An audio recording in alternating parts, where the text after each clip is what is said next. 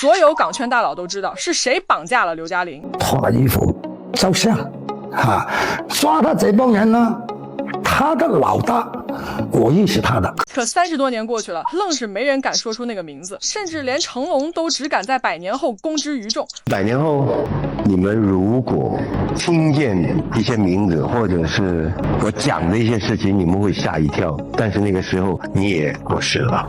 可如今回看刘嘉玲绑架案细节，才发现原来一切早有答案。上世纪80、90年代的港圈，表面是光鲜亮丽的黄金时代，背地里却早被黑帮资本渗透成了筛子。开电影公司洗钱，非艺人拍戏都是常规操作。一线明星在大佬面前，说白了就是个高级打工人，不听话有的是法子收拾你。刘德华够红了吧？当年拍《红天龙虎会》，直接被人用枪指着脑袋进组，1分钱片酬没拿到，纯义务劳动。还有梁家辉，当时刚拿影帝没多久，结果在越南酒店赎税时，转头就被人绑去菲律宾。要不是他妻子去谈判，恐怕就回不来了。甚至连梅艳芳这种大姐大级别的人物，去 KTV 唱个歌都能被当众扇巴掌，最后还得托关系摆酒赔罪介绍完。那几年港圈人人自危，接戏先看后台硬不硬，出门都得带俩库里壮胆。可就算大家都见惯了风浪，1990年刘嘉玲那档子事儿，还是把整个香港都震懵了。那一年25岁的刘嘉玲正处在事业上升期，靠着义不容情、入鼎记圈粉无数。可偏偏她性格是出了名的，刚接到背景公司递过来的电影，她直接摆手拒绝了，半点面子都不给。那天她接到曾志伟的电话，约着去凑麻将局，都是圈里熟的不能再熟的朋友。她没多想，就自己开车过去了。谁料车刚开到小区附近，一辆无牌面包车突然猛打方向逼停了她。没等她反应过来，几个蒙面壮汉直接跳开车门，硬生生把她拽上了车，一脚油门就消失在了夜色里。整整3个小时，刘嘉玲音讯全无。